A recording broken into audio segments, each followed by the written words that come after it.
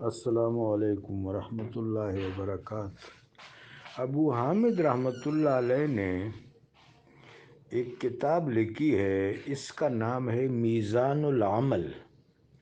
میزان العمل یہ کتاب ورتھ ریڈنگ ہے۔ میں آپ سب سے گزارش کروں گا کہ اس کتاب کا مطالعہ کر لیں۔ یہ جو ہمارے ہاں فنون لطیفہ اور دیگر بہت سی چیزوں کو کمال میسر آ جاتا ہے، میں بحیثیت ایک ادنیٰ و عاجز طالب علم کی یہ تسلسل جو میرے آقا و مولا علیہ الصلاۃ والسلام کے ارتحال کے بعد شروع ہوا ہے اور اب تک ہے، جہاں تک روحانی تسلسل ہے وہ تو آپ سب کو پتہ ہے، وہ تو رب جلیل و جمیل کی محبت سے، تدبیر سے، حکمت سے، ارادے سے، اعیان لاہوتی سے، پھر حرف کن سے، پھر حقیقت محمدیہ سے، پھر عالم امر سے شروع ہوا۔ الہام وحی کا نزول سیدنا آدم صفی اللہ علیہ الصلاۃ والسلام سے میرے آقا و مولا علیہ الصلاۃ والسلام تک رہا۔ یہ سارا اسلامی تسلسل ہے۔ تمام انبیاء اکرام علیہم السلام، تمام رسول اعظام علیہم السلام، ان کی جو ان پر ایمان لائے تھے، سب امت مسلمہ ہے۔ ہاں، امت محمدیہ چونکہ سید الامم ہے، خیر امم ہے، سو ان کی انفرادیت اور ان کا امتیاز اپنی جگہ پر مسلم ہے۔ اب یہ جو امت کا تسلسل ارتحال نبوی صلی اللہ علیہ وآلہ وبارک وسلم کے بعد شروع ہوا، اس میں کیا وجہ ہے کہ فتوحات ہو رہی ہیں؟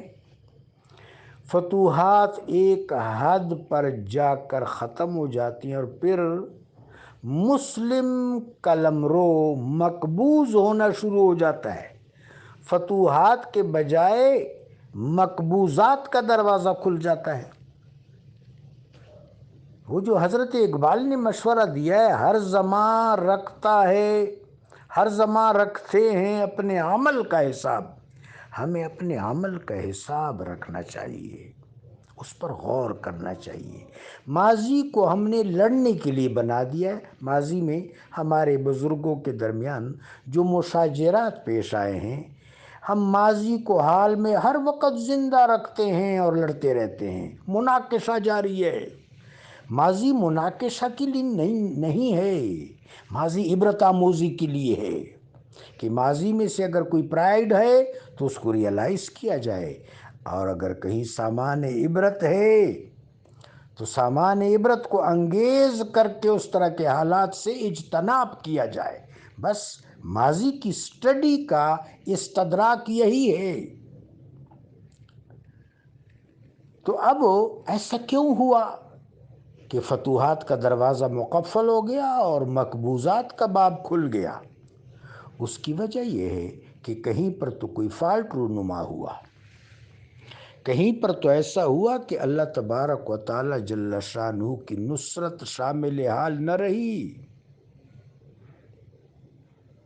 اللہ تبارک و تعالی جل شانہ نے اپنی معیت کے شرائط اور تقاضے قرآن عظیم میں بتائے ہیں کہ وہ صابرین کے ساتھ ہے، وہ مومنین کے ساتھ ہے، وہ متقین کے ساتھ ہے، وہ مخلصین کے ساتھ ہے۔ تو جہاں پر حرص و ہوس آ گیا، شہادت ہے مطلوب و مقصود مومن، نہ مال غنیمت نہ کشور کشائی، شہادت حق کا فریضہ ادا کرنا، اعلاء کلمت الحق، دعوت حق پہنچانا، اس تگ و تاز کا مقصد ہے۔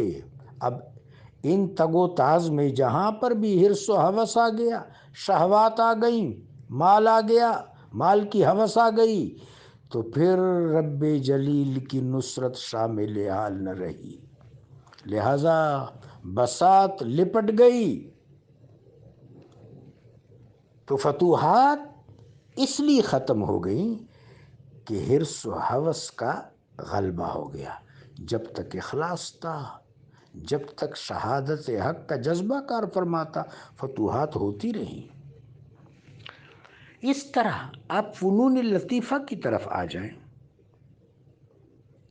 ان فنون نے بڑی ترقی کی، حتیٰ کہ ان ادوار میں بھی ان فنون نے ترقی کی جو ادوار عدل اجتماعی سے خالی ہیں.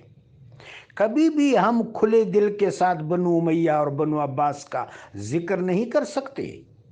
ایک چیز دامنگیر ہو جاتی ہے کہ انہوں نے اہل بیت اطہار کے ساتھ مخاصمت رکھی.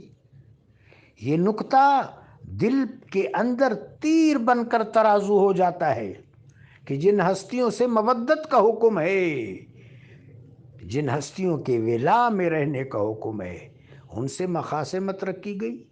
پڑھے لکھے لوگ، ہارون الرشید کون سا ان پڑھ تھا؟ وہ تو قاضی ابو یوسف رحمۃ اللہ علیہ کا شاگرد تھا، وہ پڑھا لکھا آدمی تھا. میں نے اغلباً زرکشی کے ہاں یہ بات پڑھی تھی کہ وہ شکار کھیل رہا تھا تو ایک جگہ پر اس کا گھوڑا جو ہے اس نے اپنے قدم بالکل ایسے اڑس لیے کہ آگے جانے کا نام نہیں لے رہا تھا. وہ تیر چلانا چاہتا تھا ہرن پر، لیکن تیر کمان سے نہیں نکل رہا تھا. اغلباً یہ واقعہ حضرت سیوطی نے لکھا ہے. زرکشی رحمۃ اللہ علیہ یا سیوطی رحمۃ اللہ علیہ میں سے کسی نے لکھا ہے، لیکن اس وقت یاد جو نہیں آ رہا. ان دو بزرگوں میں سے کسی نے لکھا ہے. ہرن جو ہے وہ ایک بقعہ خاکی تھا، اس میں اس طرح وہ آسودہ ہو گیا تھا جس طرح ماں کی گود میں بچہ ہوتا ہے. اب نہ ہارون کا گھوڑا آگے بڑھ رہا ہے، نہ ہارون کے کمان سے تیر نکل رہا ہے. تو اس نے اپنے مصاحب فضل برمکی سے پوچھا کہ کیا ماجرا ہے؟ اس نے کہا جی جان کی امان پاؤں تو عرض کروں. تو انہوں نے کہا جان کی امان ہے. فضل برمکی روتے ہوئے بولا کہ مولا المومنین کی قبر مبارک ہے جہاں ہرن نے پناہ لی ہے. ولائے حیدر کرار میں پناہ یافتہ ہو گیا ہے یہ ہرن. کہتے ہیں ہارون گھوڑے سے نیچے اترا، دوڑتے ہوئے بیئر فوٹڈ گیا اور قبر سے لپٹ گیا. اپنے چہرے پر قبر کی خاک ملتا رہا، روتا رہا، دیر تک روتا رہا. اور اس کے بعد حکم دیا کہ یہاں عالی شان مقبرہ تعمیر کیا جائے. ایک طرف یہ ہارون ہے، یہ جیسٹر تو مجھے بڑا پسند ہے، لیکن پھر ایک اور کروٹ آتی ہے. امام علی علیہ السلام کے فرزند سیدہ فاطمۃ الزہرا سلام اللہ علیہ کے فرزند دلبند سرکار دو عالم صلی اللہ علیہ وسلم کا خطیر پاک حضرت امام موسیٰ کاظم علیہ السلام. اتنا مکالمہ ہوا کہ ہارون نے کہا کہ امام آپ ذرا باغ فدق کا تعین کر دیں، میں وہ آپ کو لوٹانا چاہتا ہوں. تو حضرت امام موسیٰ کاظم علیہ السلام نے فرمایا کہ آپ مجھے نہیں لوٹا پاؤ گے. تو ہارون نے کہا کہ امام آپ تعین تو حدود کا کر دیں کہ کہاں کہاں تک تھا اس کا محیط، میں سارا آپ کو لوٹاؤں گا، آپ کیسی بات کرتے ہیں؟ تو حضرت امام موسیٰ کاظم علیہ السلام نے فرمایا کہ باغ فدق کوئی جائیداد نہیں ہے، کوئی پراپرٹی نہیں ہے. باغ فدق شعار ہے، شعار. باغ فدق کا مطلب ہے پورا اسلامی قلمرو، پورا اسلامی قلمرو. کیا یہ میرے حوالے کرو گے؟ اب ہارون جو ہے وہ خاموش ہو گیا، اور بعد میں اسی ہارون نے ساز باز کر کے حضرت والا تبار کو زہر دلوایا، جس کے صدمہ سے آپ شہید ہو گئے، قید و بند میں رکھا. آج بھی وہ تہ خانہ وہاں کاظمہ میں موجود ہے. تو میرا مطلب یہ کہ یہ وہ ادوار ہیں جو ظاہر ہمیں رلاتے ہیں، بنو امیہ بنو عباس. لیکن ان ادوار میں بھی فنون لطیفہ پر گراں قدر کام ہوا۔ اب سوال آپ کا ہے عزیزی خاور صاحب کہ فنون لطیفہ کیوں زوال پذیر ہو گئے؟ میں میزان العمل کی بات کر رہا تھا، ابو حامد رحمۃ اللہ علیہ کی کتاب کی، کہ تمام فنون لطیفہ اعتدال سے ہٹ گئے، توازن سے ہٹ گئے۔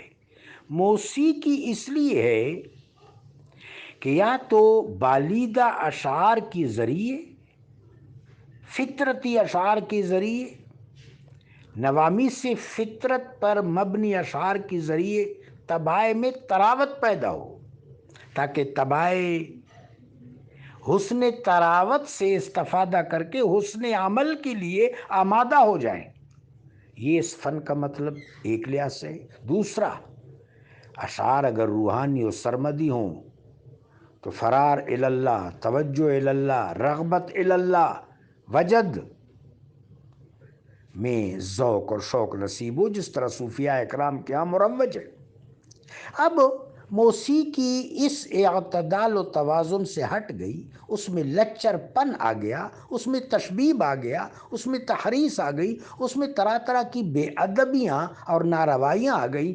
سو یہ تو بالکل ایسی بات ہے جس طرح خزانے میں جس وقت نقب لگ جائے تو وہ تو چوری ہوتا رہتا ہے، بالآخر ختم ہو جاتا ہے۔ جب دیوار میں دراڑ پڑ جائے تو وہ دیوار کب سلامت رہ سکتی ہے؟ جب بھی کوئی فن اپنے اصل جوہری اعتدال و توازن پر رہتا ہے تو پھر وہ زوال پذیر نہیں ہوتا۔